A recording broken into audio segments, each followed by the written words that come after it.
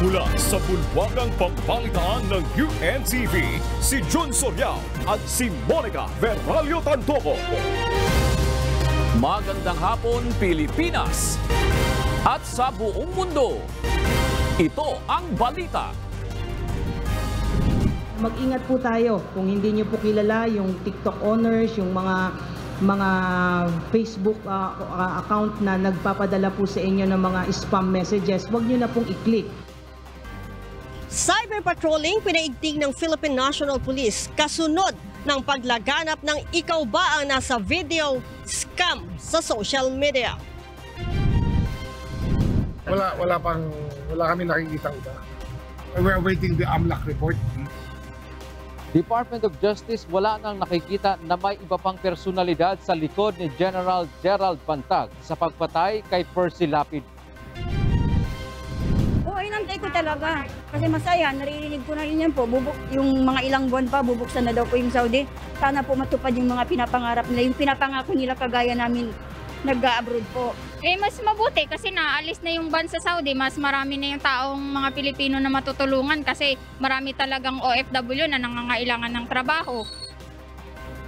Ilang Filipino workers na nagbabalak makapagtrabaho sa Saudi Arabia nagsimula ng mag-asikaso ng papeles kasunod ng resumption ng deployment sa nasabing bansa. Kanina po nagkaroon tayo ng pagpupulong sa mga malls regarding adjustment po sa operating hours, deliveries, and yung mall-wide sale. Ito po naman ay taon-taon na nire-request natin sa kanila. Bagong mall hours sa Metro Manila simula na sa Lunes. Mga restaurant at grocery stores exempted. Total lunar eclipse masasaksihan na ngayong gabi sa Pilipinas at sa iba't ibang bansa. Magandang hapon, tayo po ay sabayang napapanood sa Facebook at sa YouTube channels ng UNTV at sa 1,935 satellite monitoring centers nationwide. Gayon din po sa Radio La Verdad 1350 ang UNTV Radio. At una sa ating mga balita. Isang bagong scam na naman ang nauuso ngayon. Kung dati ay mga simpleng text message lang ang ipinapadala ng scammers, ngayon ay may kasama na itong video. Ito ang balita ni Lea Ilagan live. Lea, ano ang mangyayari kapag binuksan mo ang mga mensaheng ito? Yun, malaki kasi ang posibilidad ng mga scammer, itong mga personal na detalye at mga halagang detalye kapag nga binuksan ito mga link na nakasaad sa mensaheng ito. Kaya June, pinag-iingat ng Philippine National Police ang publiko sa pagkiklik o pagbubukas ng mga link na matatanggap nila. Karamihan kasi June ay mga scam ito, gaya na lamang ng link na ikaw ba ang nasa video. Mula sa mga text messages na naglalaman ng napanalunan sa isang raffle hanggang sa pag-aalok ng trabaho na may malaking sweldo, nag-level up na ang mga scammer upang makapangloko. Ngayon naman, link ng TikTok video na may caption na, "Ikaw ba ang nasa video?" Ayon kay PNP spokesperson Police Colonel Jean Fajardo, huwag magtatangkang i-click ang mga nasabing link mula sa mga hindi naman kakilalang sender dahil isa itong scam.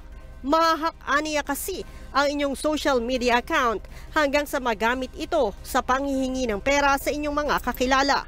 Malaki rin ang panganib ng babuksan ito maging ang inyong mga GCash account. At kasi once na kinlik niyo po yan ay i-divert po kayo sa another account at without you knowing it ay nakukuha na po yung mga personal accounts nyo, including GCash accounts actually, na marami na po tayong na encounter na ganyang problema at nare-receive na complaints. So let us all be careful in dealing with the unknown spam senders po. Sa ngayon ay iniimbestigahan na ng PNP Anti-Cybercrime Group ang naturang TikTok link.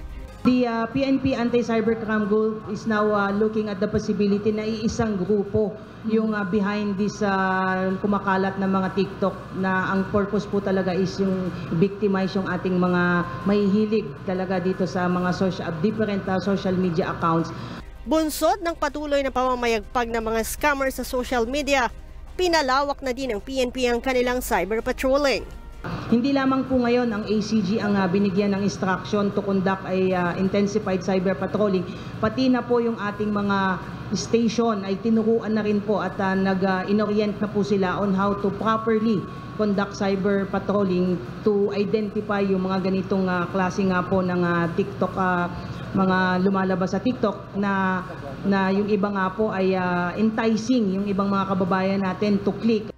Base sa tala ng PNP-ACG, mayroon ng 118 reklamo ng scam sa social media ang natanggap nila sa loob lamang ng 3 buwan.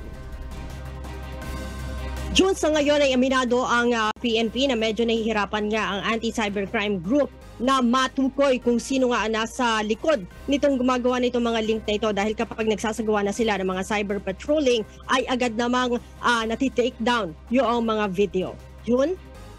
Leia, sabi mo kanina, pagka hindi kilala yung sender, huwag i-click.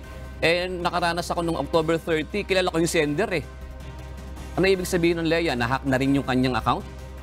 Tama ka dyan, June, no?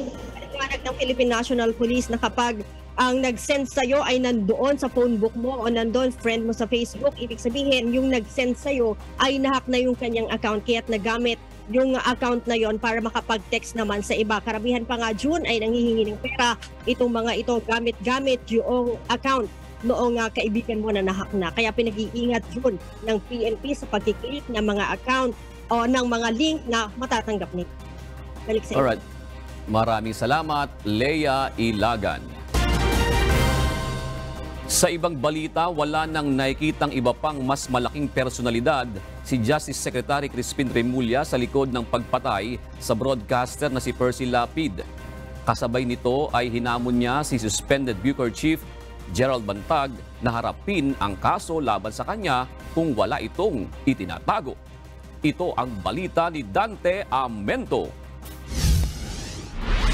When I say co-masterminds, they have agreed to each other that they would come to a proposal to execute the killing of Mr. Percy Lapid.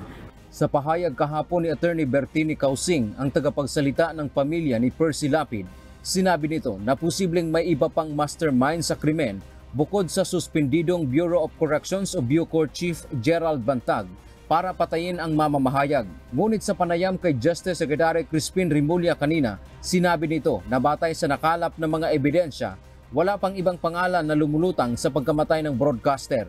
Sa kabila nito, nagpapatuloy ang investigasyon ng mga otoridad at kasama sa kanilang hinihintay ang resulta ng investigasyon naman ng Anti-Money Laundering Council. Wala kami nakikitang iba. We're awaiting the AMLAC report. Kaya nasa 95% lang tayo kasi AMLAC report, kinukompleto natin, meron tinuturong mga tao doon sa pera. You always follow the money when there's a criminal enterprise. Dito malalaman kung may iba pang personalidad na nasa likod ng krimen, gaya ng sino ang nagdeposito ng 550,000 pesos sa bank account ng self-confessed gunman na si Joel Escorial. Samantala, hinamo naman ang kalihim si General Gerald Bantag na makipagtulungan sa investigasyon kung wala itong anumang tinatago. Tiniyak ng DOJ na walang bias na gagawin sa pag-iimbestiga sa kaso. Participate in the preliminary investigation.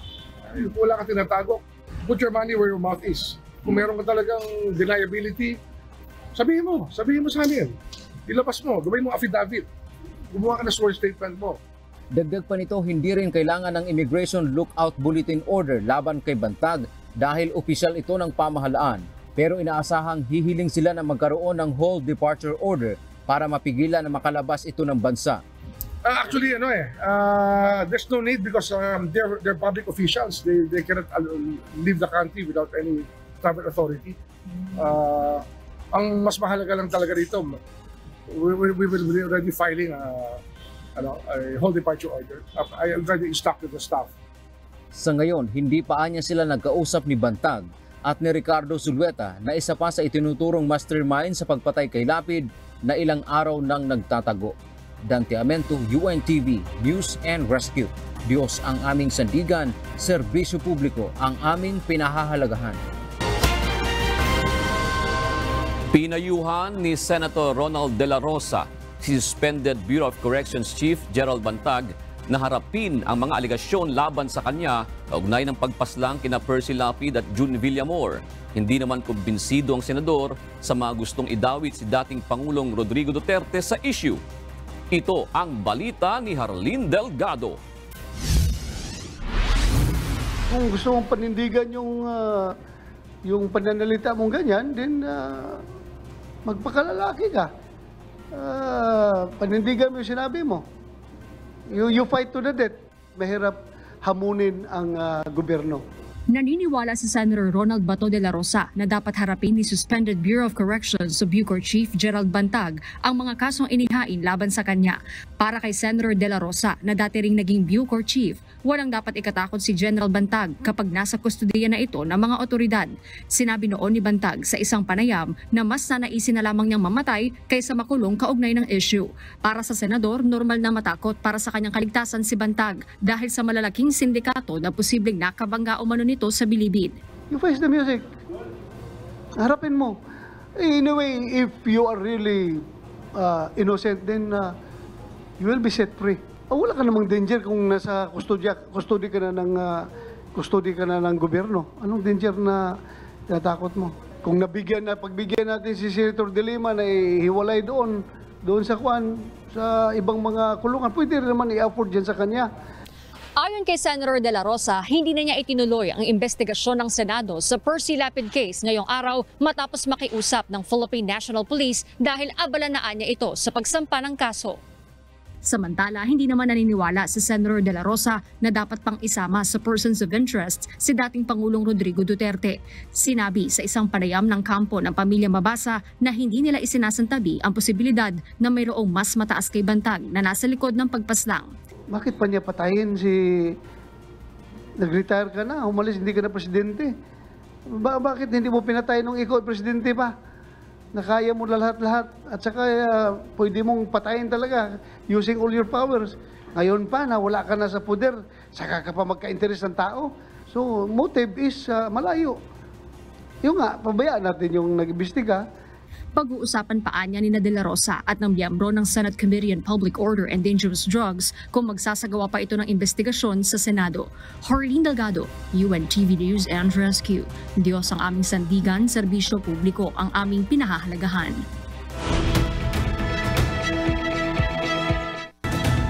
Ginawa ng mga kandidato at nangungunang political figures sa Estados Unidos ang huli nilang apela bago ang crucial midterm elections araw ng Martes, November 8. Ang halalan ang tutukoy sa kung sino ang hahawak ng kontrol sa Kongreso. Inaasahang makakaapekto ang resulta nito sa agenda ng Biden administration sa huling 2 taon nito sa termino. Nagbigay ng talumpati si US President Joe Biden sa ikinukonsiderang Democratic stronghold ang estado ng Maryland. Sinabi nito sa kanyang mga taga-suporta na nasa balota ang demokrasya. Samantala, nagsagawa ng campaign rally si dating US President Donald Trump sa Ohio. Umapila itong suportahan ng Republican candidates kasabay ang pagpapahiwatig ng posibilidad ng presidential run. Available ang lahat ng 435 seats sa US House of Representatives, samantalang 35 seats naman sa Senado. Kinumpirma ng Estados Unidos ang pakikipag-ugnayan sa Kremlin sa gitna ito ng pagkabahala na maaaring magresulta sa nuclear escalation ang giyera sa Ukraine. Ito ang balita ni Erly Briones. Kinumpirma ni US National Security Advisor Jake Sullivan ang pananatiling bukas ng communication channels sa pagitan ng Washington at Moscow sa gitna ito ng nagpapatuloy na Ukraine War. Ayon kay Sullivan, naaayon sa interes ng Amerika ang pagkakaroon pa rin ng komunikasyon sa Kremlin. Gayunman, iginiit nitong batid ng mga opisyal kung kanino sila mga nakikipag-ugnayan. Ginawa ng US official ang pahayag matapos na itanggi ng White House ang ulat na si Sullivan ang nangunguna sa pakikipag-usap sa Russia upang maiwasan ang nuclear escalation sa Ukraine. Batay sa report ng Wall Street Journal, nagsagawa ng confidential discussion si Sullivan sa Russian counterpart nito sa mga nakalipas na buwan. Wala namang nangyayaring negosasyon sa pagitan ng mga opisyal kung paano tatapusin ang giyera. Sa mga nakalipas na buwan, tumindi ang pagkabahala sa posibilidad na gumamit ang Russia ng nuclear weapon upang mapanatili ang kontrol nito sa 4 annexed regions sa eastern at southern Ukraine. Early Briones, UNTV News and Rescue. Diyos ang aming sandigan, serbisyo publiko ang aming pinahahalagahan. Personal na namahagi ng tulong si Pangulong Ferdinand Marcos Jr. sa mga naapektuhan ng Bagyong Paeng sa Visayas Region, partikular sa Antique at Palo Leyte. Pinangunahan din ng Pangulo ang paggunita ng pananalasa ng Super Typhoon Yolanda sa bansa. 9 na taon na ang nakararaan. Ito ang balita ni Nel Maribuhok. I've questioned it from day one.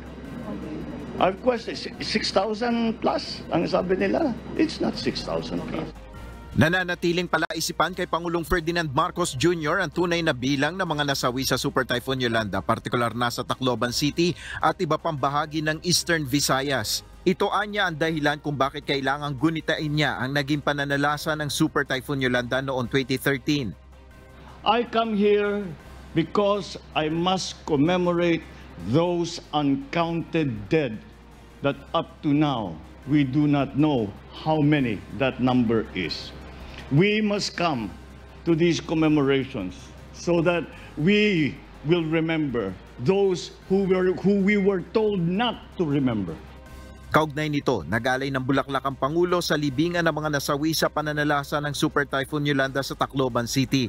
Namahagi rin siya ng tulong sa mga residente ng Palo Leyte na naapektuhan naman ng Bagyong Paeng. Sa ambush interview, inihayag ni PBBM na pinag-iisipan na niya na ilipat sa ilalim ng pangangasiwa ng Office of the President ang National Disaster Risk Reduction and Management Council o NDRRMC para sa mas epektibong disaster response ng pamahalaan. We cannot ask our departments to respond anymore quickly. We can only do more in terms of bringing the assistance, putting the infrastructure together, making sure that the LGUs are functioning, that there's communication, that there's power. This can be done if now there's the NDRMC, and they are the ones who are tasked to do this. But I think it would be equally, if not more, robust system if we put it under the Office of the President. Bago ang event sa Tacloban City, nag-aerial inspection muna si Pangulong Marcos sa probinsya ng Antique upang tignan ang iniwang pinsala ng Bagyong Paeng. Namahagi rin siya ng tulong sa mga residente ng probinsya. Tiniyak ni PBBM na mamadaliin ang pagsasaayos ng mga nasirang infrastruktura sa Western Visayas, lalo na ng mga tulay. Tinignan namin kung ano yung mga nasira, yung mga tulay, at gagawin namin kagad lahat para maibalik, magamit man lang para naman matuloy ang pag-deliver, matuloy ang hanap buhay at makabalik na naman tayo sa normal bago tayo nagkabagyo ng ganito. Sa situation briefing ng mga lokal na opisyal at local government agencies, iniulat sa Pangulo na aabot sa 1.77 billion pesos ang halaga ng nasirang infrastruktura sa buong Region 6 o Western Visayas. Muli naman binigyan diin ni PBBM ang halaga ng maagang pagresponde ng pamahalaan sa mga kalamidad. Partikular na ang maagang pag-evacuate sa mga pamilyang tiyak na maapektuhan ng pananalasa ng bagyo. So parang itong mga namamatay at naging missing, effect ito noong parang nabigla yung mga tao natin. Kahit anong preparation natin, talagang inulan tayo, di ba? See, I bring it up because the preemptive evacuation is always a good idea. Basta maitabi mo yung tao, take them out of the area of danger. Nel Maribuhok, UNTV News and Rescue. Diyos ang aming sandigan, serbisyo publiko ang aming pinahalagahan. Umabot na sa 3.41 billion pesos ang iniwang pinsala ng Bagyong Paeng sa agrikultura sa bansa. Base sa datos ng Department of Agriculture, mahigit sa 89,000 magsasaka at 89,000 ektarya rin ang naapektuhan ng bagyo. Karamihan sa mga pananim na nasira ay palay, mais, gulay at mga alagang hayop at isda. Nagmula ito sa mga rehiyon ng Cagayan Valley, Central Luzon, Bicol, Mimaropa, Calabarzon, Eastern, Central at Western Visayas, Zamboanga Peninsula, Central Mindanao at Sorsogon. Lumobo na sa mahigit 4.5 billion pesos ang halaga ng pinsala sa infrastruktura matapos na manalasa ang Bagyong Paeng sa bansa. Sa update na National Disaster Risk Reduction and Management Council o NDRRMC, sumampa na rin sa higit 3 bilyong piso ang naitalang agricultural damages kung saan mayorya ng mga nasira ng bagyo ay mga taniman. Samantala, muli namang nadagdagan ang bilang ng mga nasawi na ngayon ay umabot na sa 158. 142 ang naitalang sugatan habang mayroon pa ring 34 na nawawala matapos ang pananalasa ng bagyo.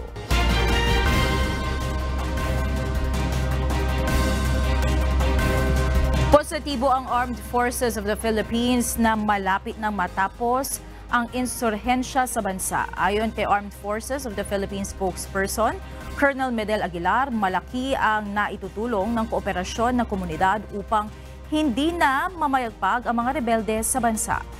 Ito ang balita ni Lea Ilagan. Asahan po natin na itong mga mahihina or weekend guerrilla fronts die on its own. Kasi nga nakikita naman natin na ang isang organ, kapag ito ay inactive or wala ng silbi, ay nawawala na lang na parang bula.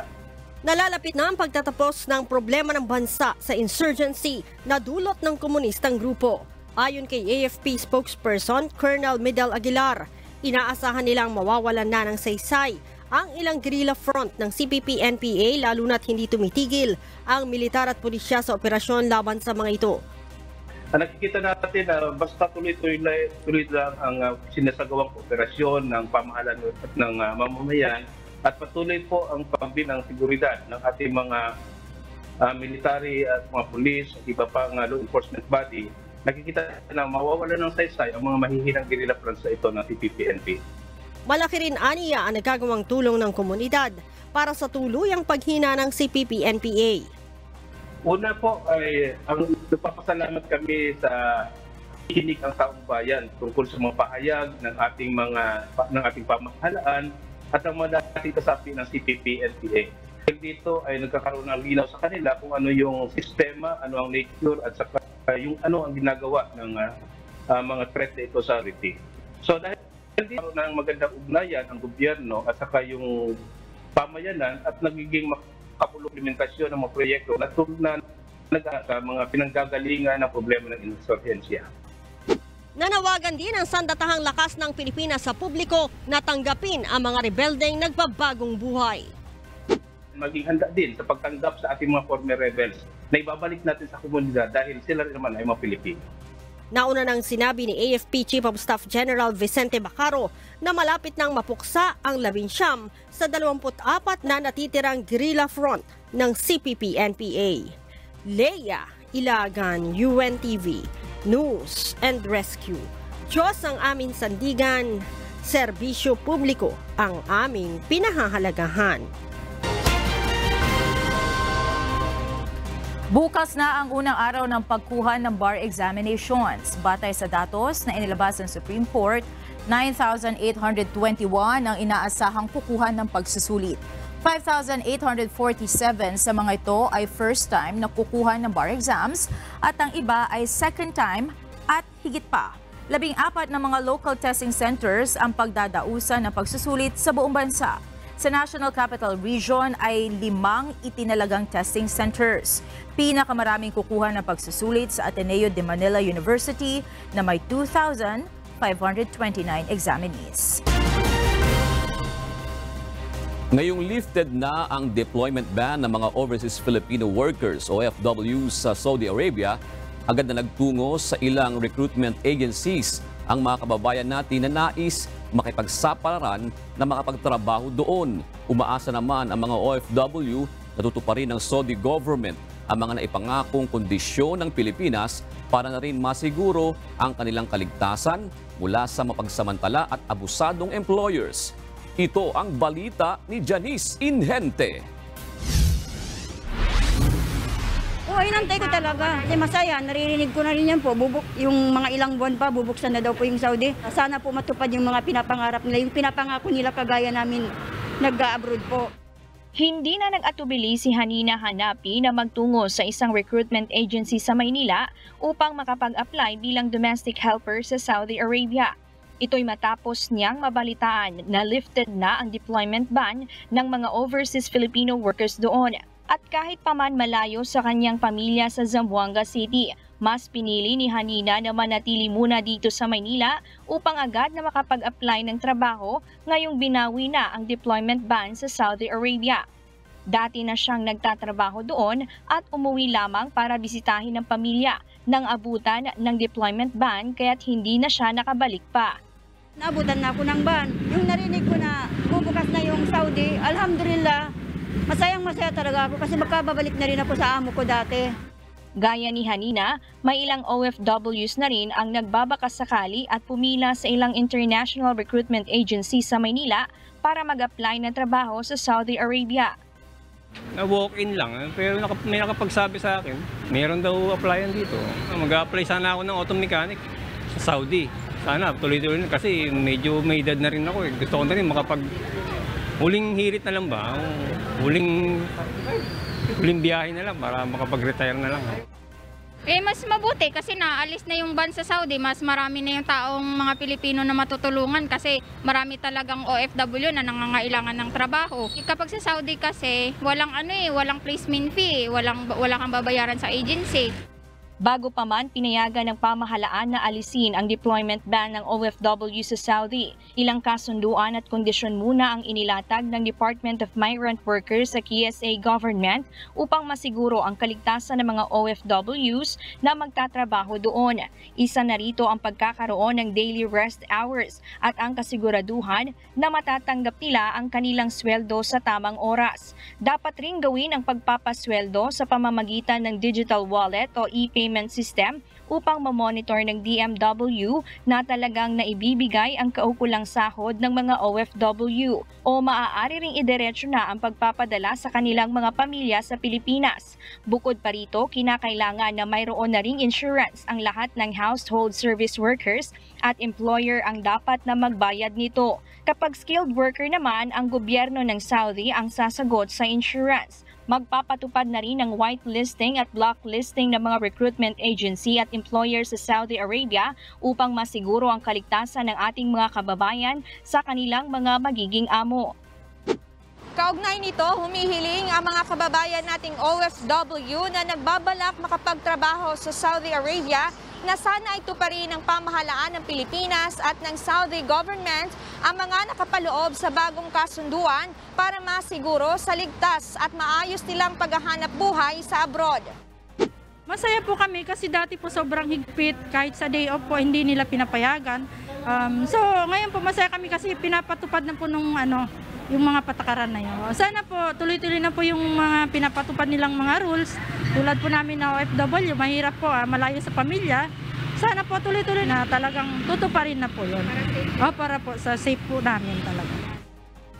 Meron na rin po silang mga sinet na guidelines, yung mga rules doon. Nakakabuti po yung sa kapwa natin mga manggagawa sa mga OFW dahil yun po yung ating protection.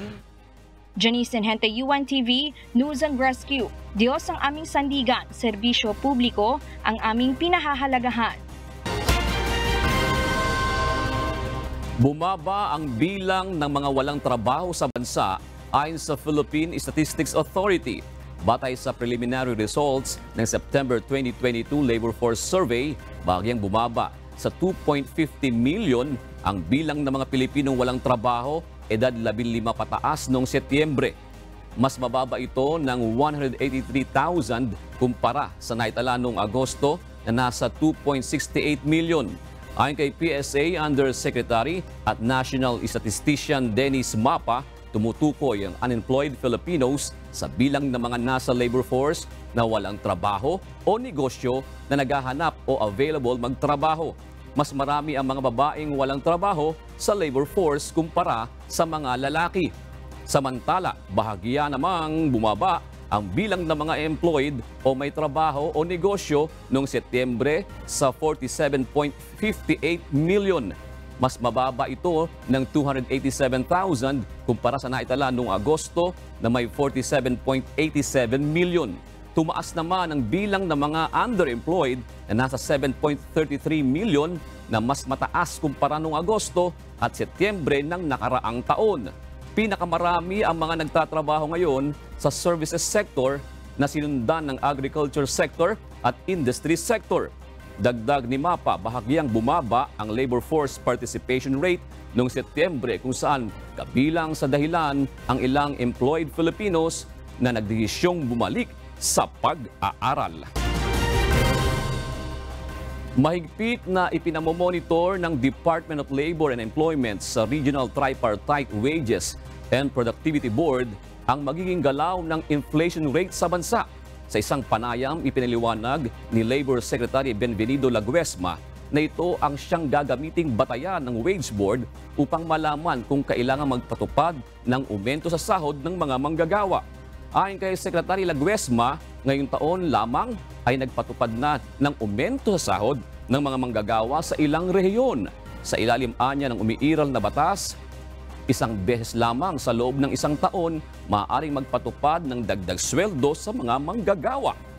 Sa kabila nito, tiniyak ng opisyal na babantayan nilang mabuti ang sitwasyon at sinabing maglalabas ng assessment ukol sa panawagang aumento sa sahod.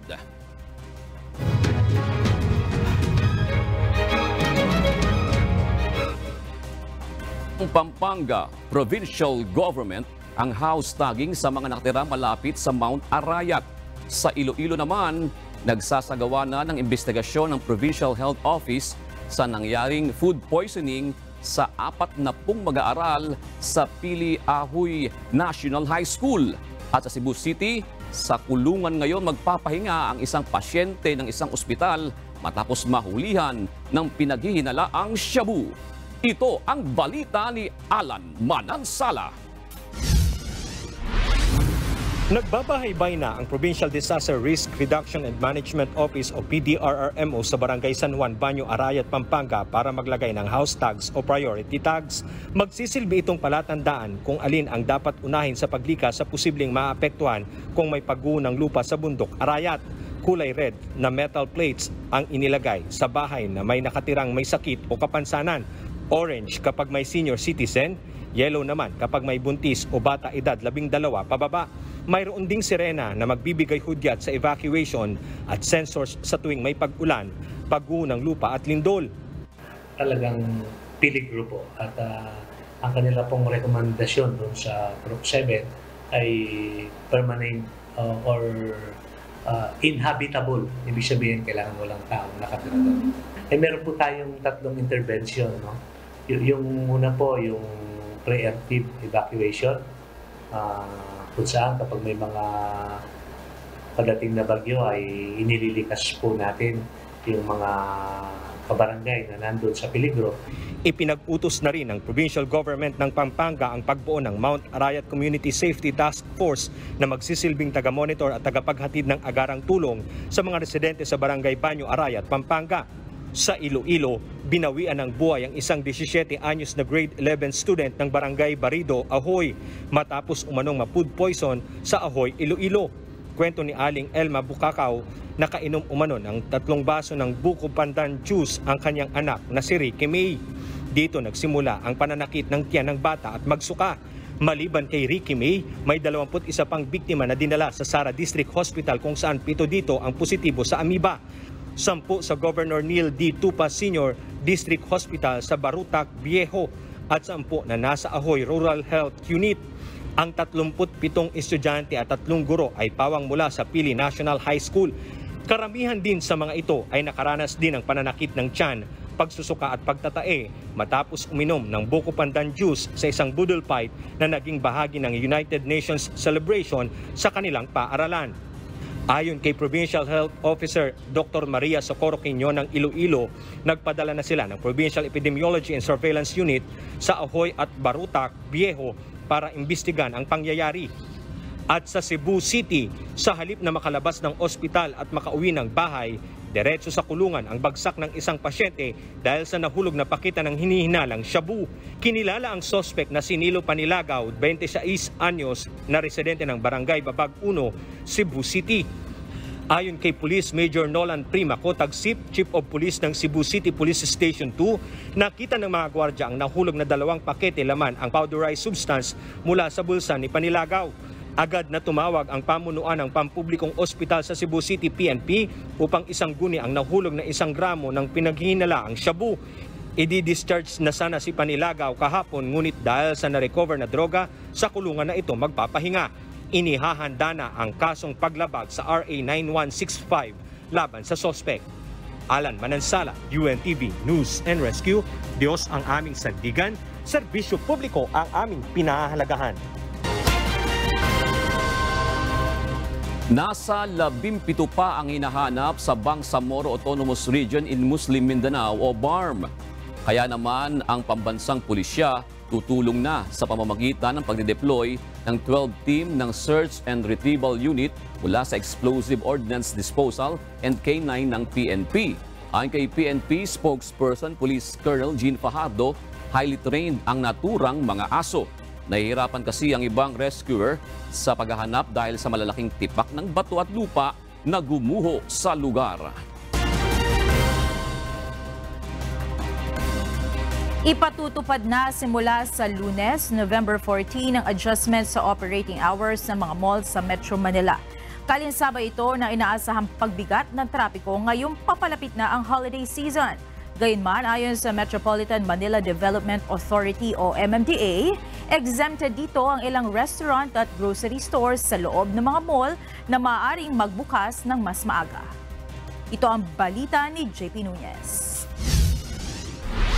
Kanina po nagkaroon tayo ng pagpupulong sa mga malls regarding adjustment po sa operating hours, deliveries, and yung mall-wide sale. Ito po naman ay taon-taon na nire-request natin sa kanila at nagko-comply naman po para po makabawas ng traffic sa mga lansangan leading to the malls.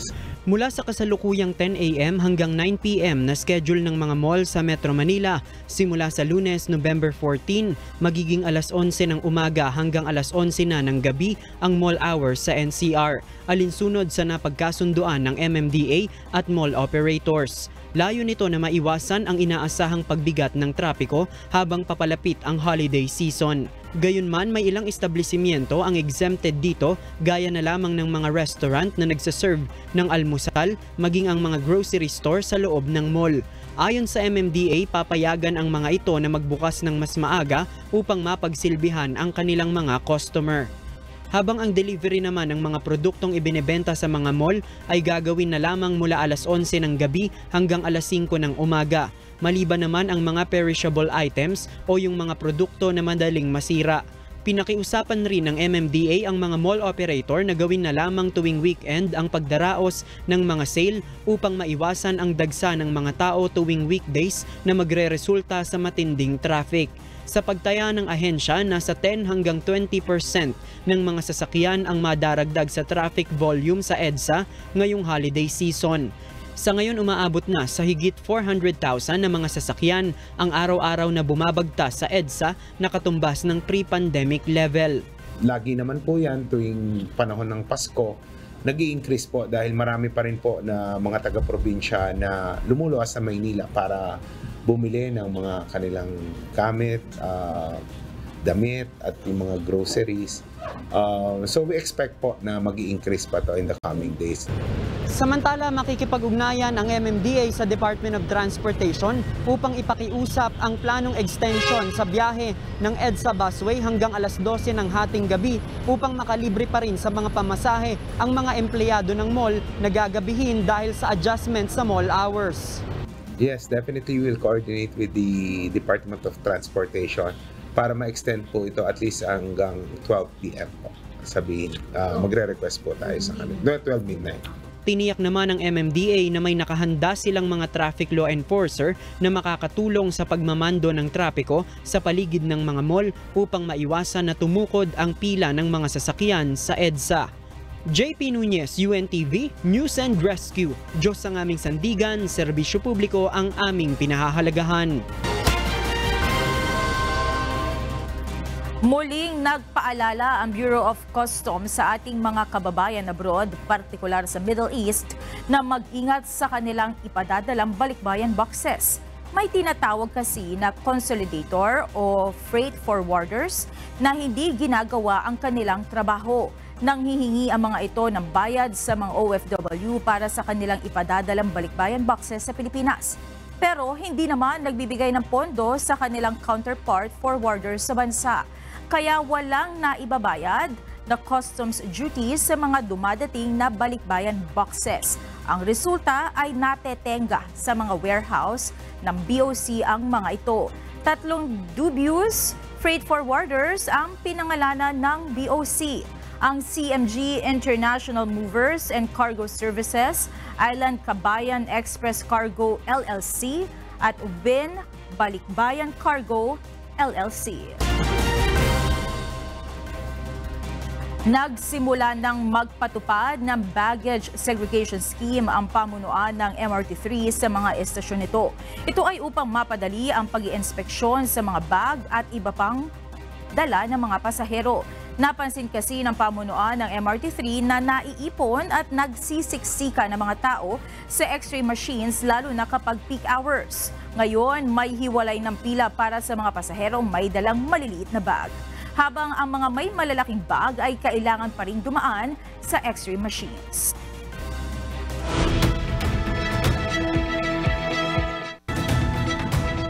Nagbabala si United Nations Chief Antonio Guterres sa world leaders na nagtitipon-tipon para sa COP27 Climate Summit sa Egypt na may 2 maaaring pagpilian ang sangkatauhan sa gitna ng matitinding epekto ng climate change. Ang magkaisa o humarap sa collective suicide sa paglaban sa global warming. Halos 100 heads of state at government ang nagpupulong sa Red Sea Resort sa Sharm el-Sheikh, kaalinsabay na mga panawagang paigtingin ang emission cuts. Gayon din ang suportahan, pinansyal ang developing countries na pinakaapektado ng tumataas na temperatura. Tumitindi ang concern na magiging huli sa priority list ng pamahalaan ang issue ng climate change dahil sa matitinding krisis na kinakaharap ng mundo tulad ng Ukraine War, tumataas na inflation at epekto ng COVID-19 pandemic. Humanity has a choice, cooperate or perish. It is either a climate solidarity pact or a collective suicide pact. Nakabalik na muli sa full capacity ang taunang New York City Marathon sa kauna-unahang pagkakataon mula 2019 bunsod ng COVID-19 pandemic. Mahigit 50,000 runners ang nakilahok sa event, kabilang na ang ilang mga kilalang personalidad. Ito ang balita ni Sonny Cos. Mahigit sa 50,000 runners mula sa 150 bansa ang dumalo sa 51st edition ng world-famous New York City Marathon noong November 6.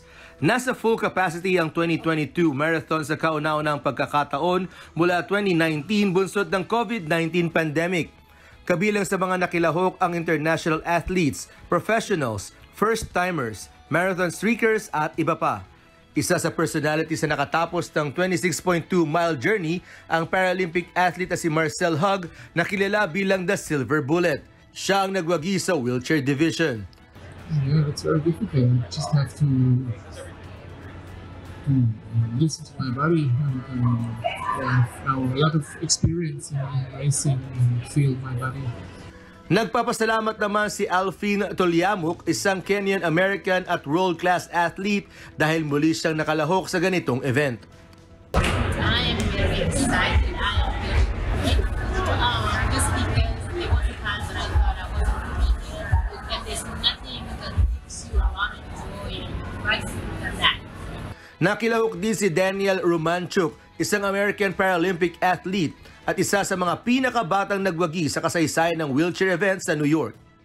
It's such a well-organized race. I grew up in Mount Airy, Maryland, and so I love the climbs on all the bridges and hills. All around, just great race. Kasama naman sa nakitakbo sa taunang marathon ang ilan sa mga kababayan sa New York. Maging si 2015 Miss Universe Pia Wurtzbach natapos ang final marathon major sa gitna ng mainit na panahon. Pumalo sa 22.2 degrees Celsius ang temperatura sa lungsod sa araw ng paligsahan, isa sa pinakamainit na kondisyon sa kasaysayan ng New York Marathon. Wagi naman sa NYC Marathon ang dalawang Kenyans na sina Sharon Lokedi at Evans Chebet. Ito ay matapos mag-collapse ang race leader na si Daniel Donacimento sa kasagsagan ng final marathon major. Sonicos UNTV News and Rescue. Diyos ang aming sandigan. Serbisyo publiko ang aming pinahalagahan. Nagumpisa na ang oras ng total lunar eclipse na masasaksiyan din dito sa Pilipinas. Ayon po sa Pag-asa, wala pa ring siyentipikong ebidensya na magsasabing may epekto ito sa ugali ng tao. Mula po sa Pag-asa Observatory sa UP Diliman, ito ang balita ni Ray Pelayo, live. Ray, nakikita ba dyan sa lokasyon mo ngayon ang eclipse?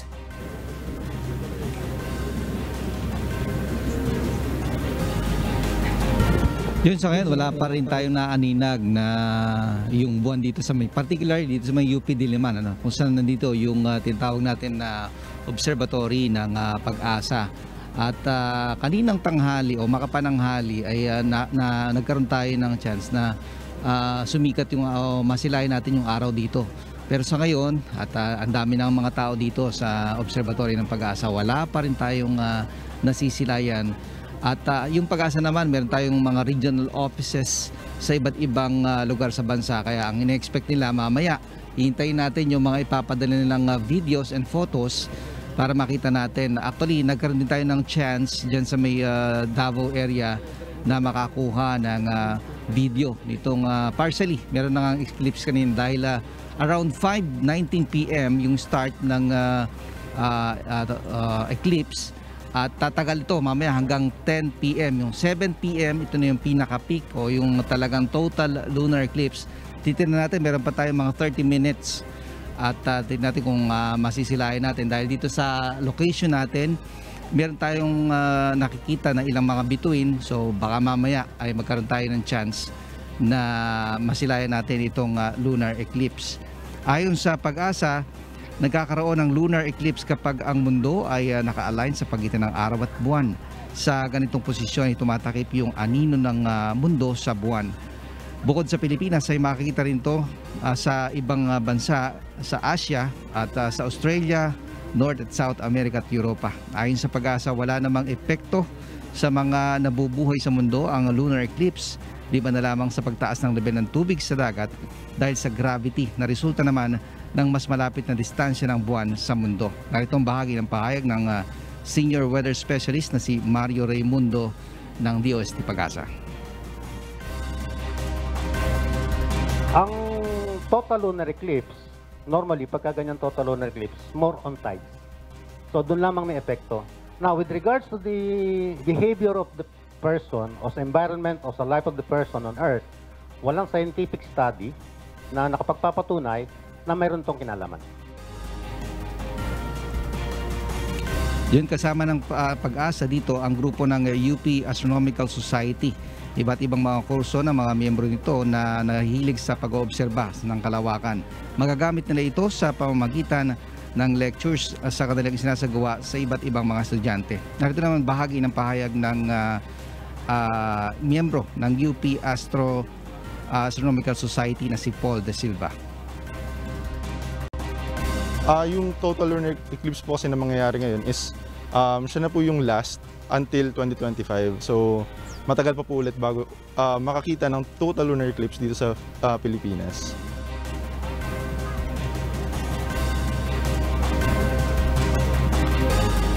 June, sa ngayon ay marami ng mga tao dito, mga enthusiast ng astronomy at inaabangan pa rin kung magkakaroon ng chance nga na masilayan itong lunar eclipse at nakalabas yung mga teleskopyo ng Pag-asa at yung iba't ibang mga mahilig sa ganitong event ay nakasama natin dito at nagsasagawa ng lectures yung UP Astro Society dito ngayon tungkol nga sa lunar eclipse. June? Ray, wala itong epekto sa behavior ng tao.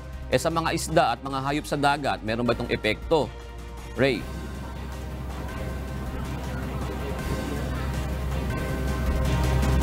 Ray? Karoon tayo ng technical difficulties sa lugar po ni Ray Pelayo. Maraming salamat, Ray Pelayo, mula sa Pag-asa Observatory sa UP Diliman.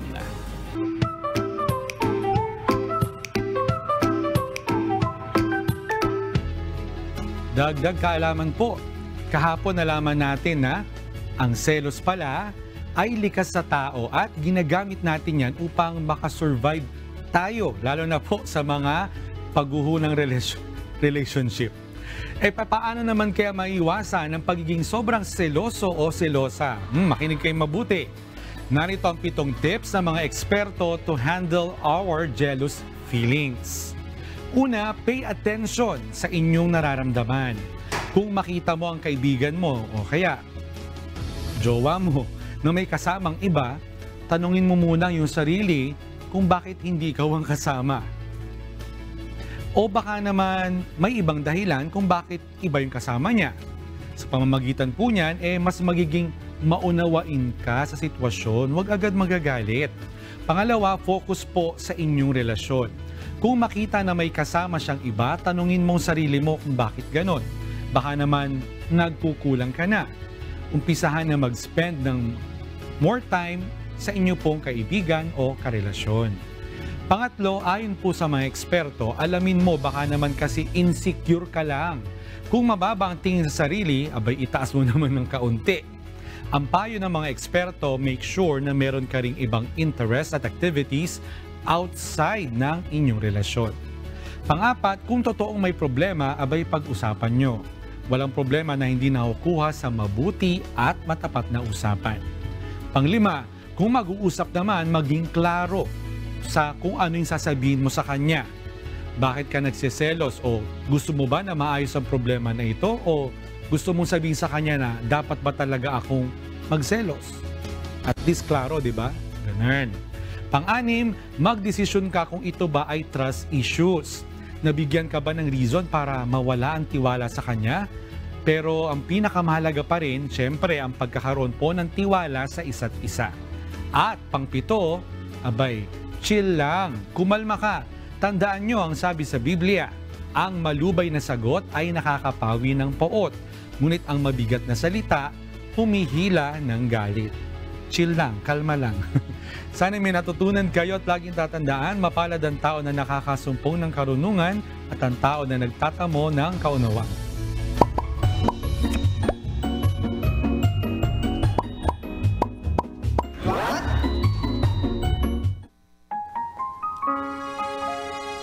Narito naman ang salita ng Diyos na ating sandigan mula sa aklat ng Lucas 1:50 na nagsasabi, "At ang kanyang awa ay sa mga lahit-lahit, sa nangatatakot sa kanya."